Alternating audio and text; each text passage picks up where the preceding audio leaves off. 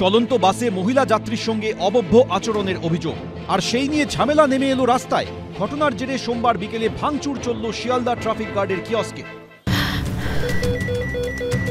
ক্যান্সারে নেই আর ভয়, NCRI এ হবে এর জয়। আপনাদের ভরসা নেতাজি সুভাষচন্দ্র বোস ক্যান্সার হসপিটাল। ব্যস্ত সময় শিয়ালদা ট্রাফিক গার্ডের অন্তর্গত এই যে পুলিশ কিয়স্ক, সেখানে ভাঙচুরের অভিযোগ। সম্পূর্ণভাবে ভাঙচুর করা হয়েছে, দেখা যাচ্ছে এটার কাঁচ ভেঙে রয়েছে, গ্রিল বেঁকে রয়েছে। ঘটনার সূত্রপাত পূরবী সিনেমা হলের সামনে, সেখানে একটি বাসে দুই যাত্রীর মধ্যে গন্ডগোল। পুলিশ সূত্রে খবর, পূরবী সিনেমার কাছে চলন্ত বাসে দুই যাত্রীর মধ্যে বচসা বাঁধে। এক মহিলা যাত্রীর অভিযোগ, তার সঙ্গে অবভ্য আচরণ করেন এক যুবক। এ নিয়ে ঝামেলা শুরু হতে অভিযুক্তকে আটক করে শিয়ালদা ট্রাফিক গার্ডের পুলিশ।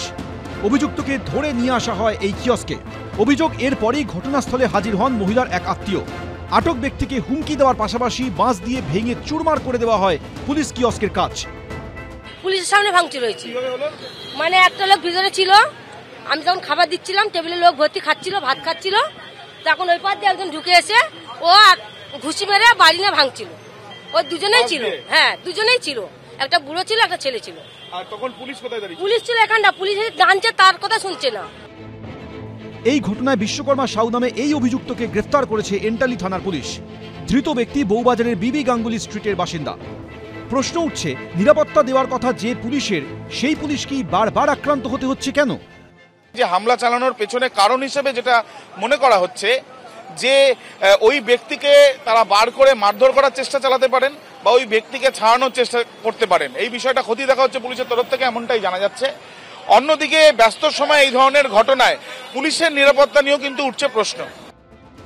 এর আগে সেপ্টেম্বর মাসে ট্যাংরার ক্রিস্টোফার রোডে নাকা চেকিং এর সময় বাইকের নথি দেখতে চাওয়ায় কর্তব্যরত ট্রাফিক সার্জেন্টকে মারধর করা হয়, ভাঙচুর করা হয় পুলিশের বাইক। হামলা চলে PCR ভ্যানে। 2 মাসের মাথায় এবার শিয়ালদা স্টেশনের সামনে ট্রাফিক পুলিশের কিয়স্কে ভাঙচুর চলল। আবির দত্ত, ABP আনন্দ, কলকাতা।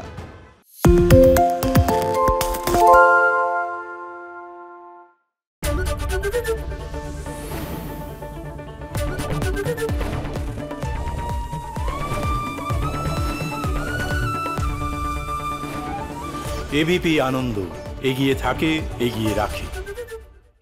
সত্য অন্তহীন, সত্যের খোঁজও তাই, সত্য সন্ধানে তাই আমরা অক্লান্ত, অকুতভয়। ABP আনন্দ নতুন ভাবনার প্রতীক, যা মনে মুক্ত, তথ্যে যুক্ত এবং যাবতীয় সীমানার বাঁধন থেকে মুক্ত।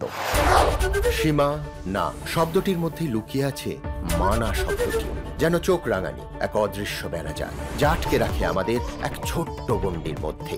একমাত্র সঠিক খবরই গড়ে তুলবে এক মুক্ত সমাজ।